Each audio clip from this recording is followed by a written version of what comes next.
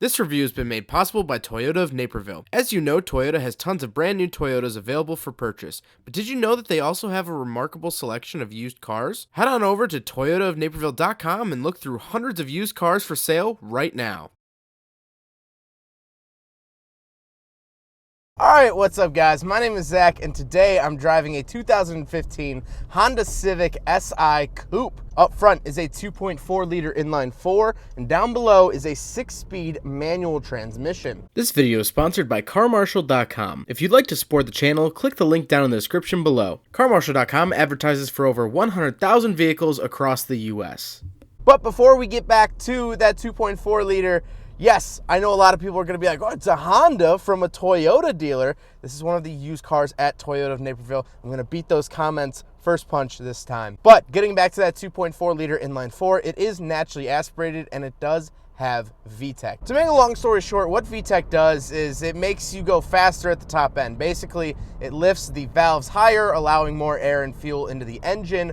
Once you rev it up, it's all run off oil pressure, blah, blah, blah. All you really need to know is that down low, it acts like an economy car, and up high, it acts like a performance car. I like it. It delivers a decent amount of torque, and I think that's what's always been missing from these little Hondas. If you go back, Hondas of the 90s, especially Hondas of the 80s, torque didn't exist. Torque wasn't in the vocabulary of Honda. It really wasn't until VTEC, it really wasn't until like the 90s, the NSX had a good amount of torque. It wasn't until that sort of era that Honda actually put that word into their vocabulary. And it definitely reigns true here in the 2015 Si. It actually delivers a decent amount of torque because it is naturally aspirated and a decent sized displacement. I mean, 2.4 liters is not small. All right, so we are pulling up here to the start line. The vehicle is fully warmed up, although I don't actually get a temperature gauge, which I really wish that I did. I don't actually have temperature. Let me just sort through some of the screens here and make sure that that's true. Yeah, no temperature, but I have been driving this around for probably about 40 minutes. I don't really see any kind of sport mode or anything like that, so we're just gonna roll into it for the betterment of the clutch. But here we go.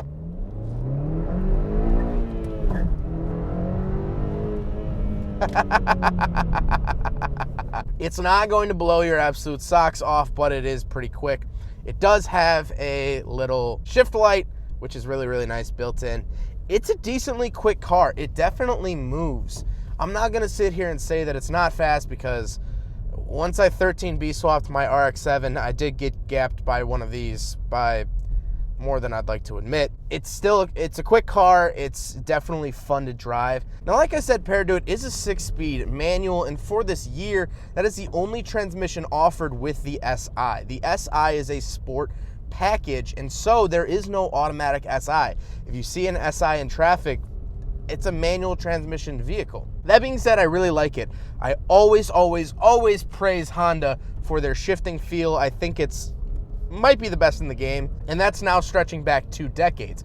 Like I keep mentioning, I drove a 1998 Acura NSX, and it feels very similar. The shifting feel feels very, very similar. Very notchy, very click, click, click. It's satisfying, and it's easy. The clutch is light. It's pretty light. It's not the lightest thing in the world. It's not the lightest clutch in the world. You know, a rental car from 1999 is gonna have a lighter clutch than this, but it's decent, and if this is going to be your first manual car, it's not hard at all to get a hang of. And last but not least, the Civic Si Coupe is front-wheel drive. So let's talk about the interior. Well, in front of me, I actually just have a tachometer. I really, really like that, because if you're really going for it, if you want to track this car or do more spirited performance driving, that's what you're going to be looking at. But if I adjust my gaze just a little bit, up top, I do have a speedometer in actual digits, my fuel, and then to the right, I have a nice little information screen. Right now, it's giving me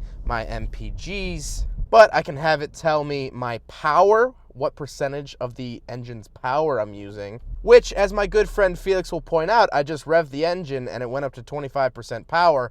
Power actually doesn't mean anything until you actually make it move. Like right now, I'm using a percentage of the power, but if you're not moving, if you're not doing anything, technically it's not power, but whatever. I can also switch it to just a blank screen, which I really like, a clock, my iPod, and then we're back to the fuel economy.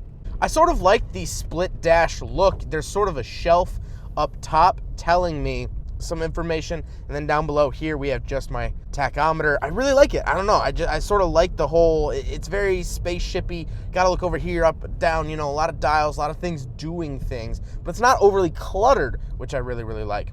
On the steering wheel on the left, I have my audio options, skip track information, stuff like that. And then on the right, I do have my cruise control, and the bottom left, I have my phone options. I like the steering wheel a lot. It does say SI on it, which is really nice. It makes me feel just a little bit more special. To the left, I do have my traction control off button, and then 3 dead switches. You guys know I absolutely hate dead switches because this is the SI. You pay a premium price for the SI badge and the SI motor and the SI trans, that you get blank switches. Not a big fan of that. Then on the door, I do have my power windows. Of course, only 2 windows.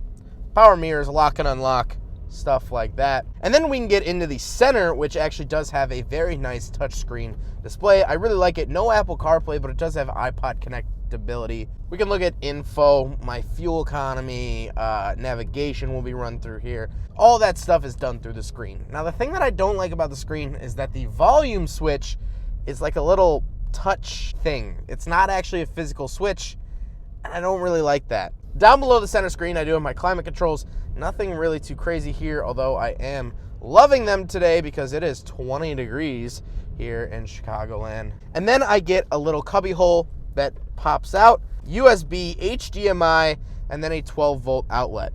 HDMI. For those of you that don't know, HDMI is a video source. If you have an Xbox or a PlayStation or a modern Blu-ray player, it probably hooks into your TV through an HDMI cable. Why this thing has an HDMI cable, I have no idea, but I will figure out why, and I'll insert it now. So upon further inspection, I was actually correct in my assumption that literally you can plug a device into the car and it will play on the center screen. The issue with that is that it'll only run in 720p, so you don't get really full HD. It has to be 720p or lower, as well as I don't really know the purpose of this. You could plug an Xbox or PlayStation into it, but you're not going to be playing while driving, and maybe the passenger can see it, but the back seats are not really going to be able to see it. Not to mention, if you have a PlayStation or DVD player or whatever you plug into it, then you can't use the navigation, you can't use any of the car's other features. I really don't see a point in doing this, and modern Honda Civics, I don't believe, even have this. So it's a really small, odd window of vehicles that received this feature. If anyone has any insight on why Honda would do this, please leave a comment down below. My guess would be that they just figured that maybe in the future things would connect through HDMI and it just sort of didn't pan out that way, or something of the sort. I'm not quite sure, but you can actually plug in something to your HDMI and watch it or play it on the center screen. Then we come to the shifter. I really like the shifter. The shift boot doesn't take up any more space than it absolutely has to. And again, it really reminds me of the NSX. It's a very similar design. Honestly, I think a cool upgrade for the NSX would be a shift setup from this. I think it kind of looks almost better. It looks less dated. And of course, like I said, notchy, it just clicks. It feels great. It's an amazing transmission. And that's what I really, really love about the SI, and what I really love about manual Hondas. Manual Hondas are so great. They have such a good shift feel. Then I have 2 cup holders. Now, the seats do say SI. They are embroidered with SI. They sit pretty high up. I had to really, really adjust the seat to get it to the point where my head would not hit the ceiling. I'm about 5'11". So if you're any taller than that, you might struggle with it just a little bit. Of course, you could always put an aftermarket seat in, but who really wants to do that? But speaking of seats, we do reluctantly have a back seat because this is a coupe. So let's do a back seat review. All right, today I must suffer for my craft. Oh man, it is freezing. All right, I guess ow, I hit my head. I hit my head with the seat. All right, so in the back of the Civic Si Coupe, my head kind of hits a little bit. The seats do dish a little bit. I got some cup holders a little bit. Headrests come out a little bit. A little bit. Get a sedan. Get a sedan. Get a sedan. Last but not least about the interiors, I do have a very nice sunroof, which I will not be opening again because it is freezing. So let's talk about the looks. I don't really like the look of this as a coupe. Now, if you guys are interested, I do have a review of a similar year Si sedan. I absolutely loved that car, probably way more than I should. But the coupe just doesn't do it for me. I don't know what it is. It's just, it looks a little bit too long.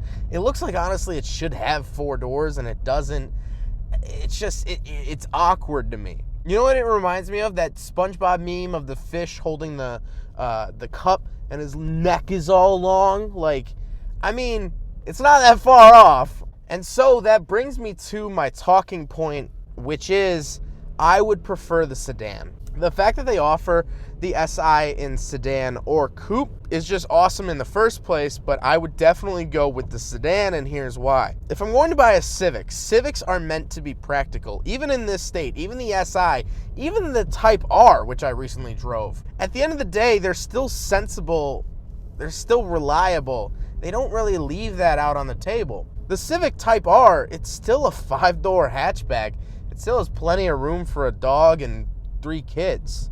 And so if I were to buy a Civic, performance Si or not, I would want it to be practical. I would have to live with it. And so I would want the 4-door, because just getting in and out of the 4-door is just better. It is. It's just better.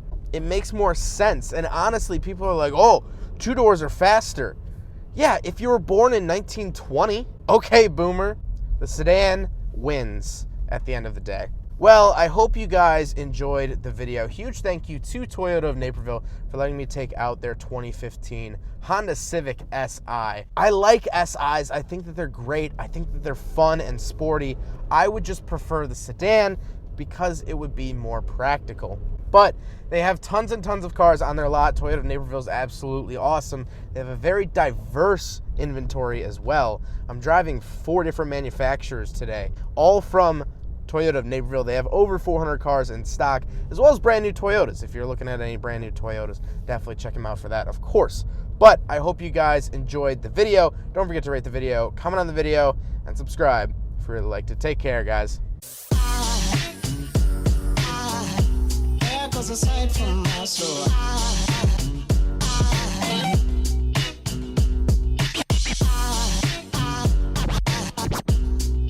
aside